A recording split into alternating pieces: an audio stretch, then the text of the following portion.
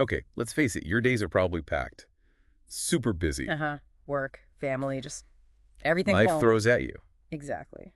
And finding time for, well, intimacy, it can feel like searching for a unicorn sometimes. It really can. It often gets pushed way down the list. But what if great sex didn't always need, a huge time investment? Right. What if you could weave in these moments of real connection, little sparks of desire maybe, without clearing your entire schedule? Well, that's pretty much the core idea behind our source for this deep dive, this Quickies mini book. Ah, okay. It tackles exactly that challenge. It suggests we shift our thinking maybe away from these like marathon sessions Mm-hmm. towards what it cleverly calls sexy snacks. Sexy snacks, I like that. Mhm. Brief, intentional moments of intimacy. Stuff that can keep the flame alive even when time is super tight.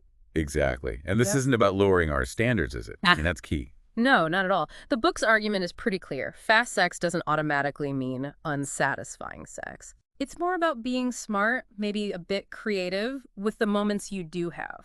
So instead of holding out for that, mythical perfect evening that never quite happens, Which rarely does, let's be honest. yeah, you're sort of incorporating these little bursts of connection throughout your day or week. And what I found particularly useful about the book is that it goes beyond just the concept. It offers very practical ideas. Oh, good. Like how?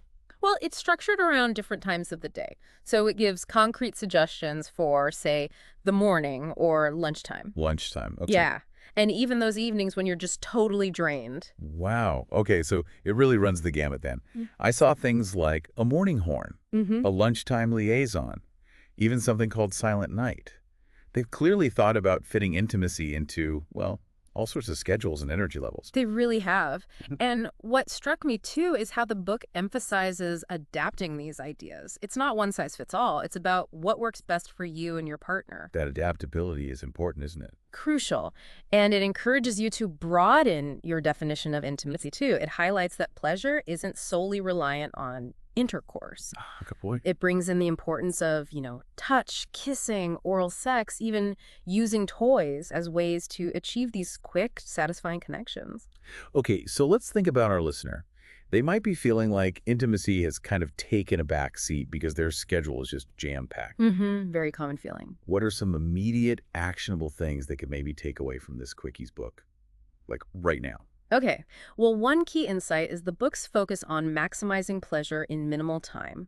And it does that by suggesting targeting highly sensitive areas, erogenous zones. Right, makes sense. Be strategic. Exactly. For instance, it discusses positions that are particularly effective for clitoral stimulation, like the C at T position, coital alignment Yeah. technique. Oh, yeah, I've heard of that. Right. The positioning maintains direct clitoral contact.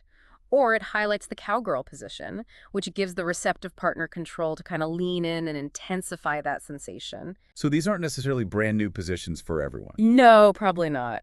But the book emphasizes how their specific mechanics, the way they work, can lead to quicker arousal and potentially quicker orgasm when time is short. That's smart. It's about being strategic with the time you do have. Hmm. And didn't the book also talk about engaging multiple erogenous zones at once? Yes, absolutely. Good point. Like in that morning horn suggestion, I think they mentioned combining uh, oral stimulation with manual touch Mm-hmm. and maybe attention to other areas like inner thighs or nipples, something like that. Spot on. And as the book points out, these are simply areas of the body that are highly sensitive to touch. Right. And focusing on more than one simultaneously, while it can really accelerate arousal for both partners, it's about that concentrated sensory input. Makes sense. More bang for your buck time-wise. Kind of, yeah. Yeah. And the book also isn't shy about suggesting incorporating toys, to really boost pleasure and speed things up when time is a genuine factor. Okay. Now, I found some of the daytime ideas particularly intriguing. You mentioned lunchtime liaisons. Yeah. There's definitely a bit of naughtiness potential there. Oh, yeah. The diet cock break and box lunch suggestions. Hmm? The idea of sneaking away for a quick oral encounter during the workday. Mm-hmm. There's definitely a thrill factor there, isn't there? Playing with that element of surprise. Maybe the forbidden. Absolutely. There's a psychological element it introduces, for sure. The excitement of something a little forbidden, that break from the mundane, Yeah. that can definitely heighten desire.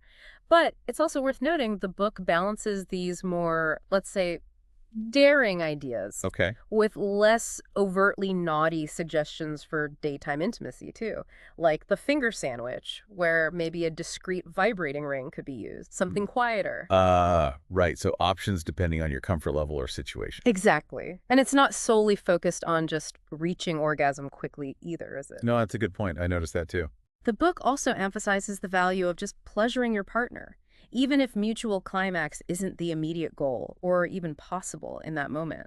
Like that idea of a swift but focused oral session in the morning. Precisely. Yeah. As a way to build desire and connection, maybe for later in the day. It's almost like mental foreplay. Mental foreplay. Yeah. I like that framing. It's about nurturing that connection and keeping desire simmering.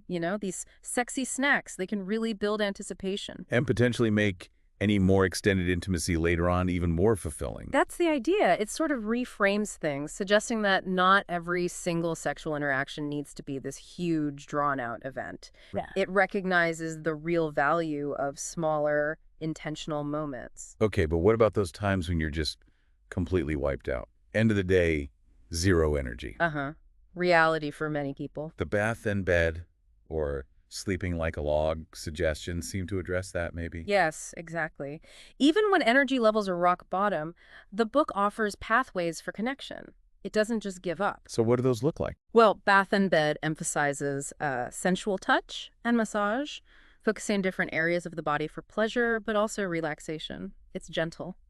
Nice, okay. And Sleeping Like a Log, that suggests using body weight and sort of gentle movement for sensual friction. It's a very low-energy approach to intimacy. Okay. So it's really about maintaining that physical connection and gentle pleasure rather than demanding high-intensity activity when you're exhausted. Forgot it. It's about keeping that touch, that intimacy present, even when you're tired.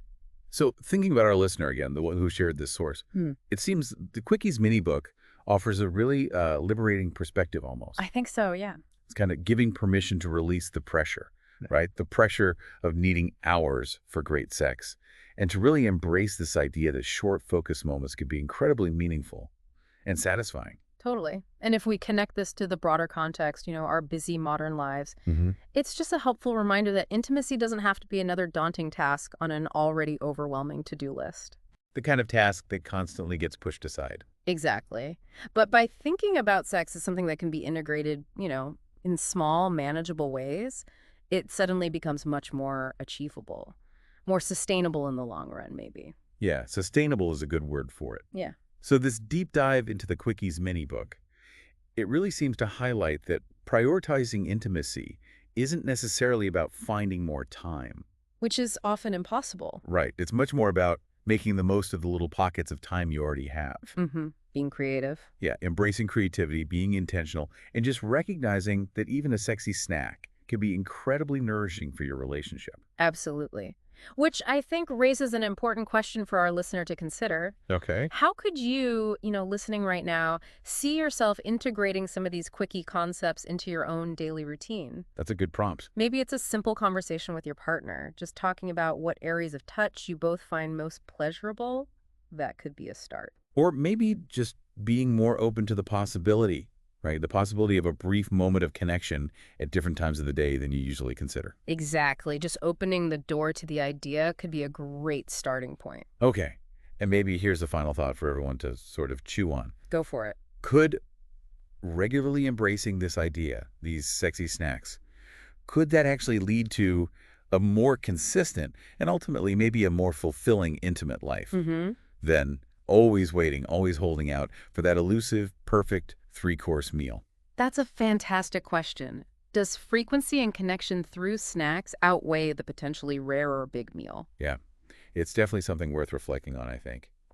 And hopefully this deep dive has given everyone some fresh ideas, maybe some inspiration to explore further.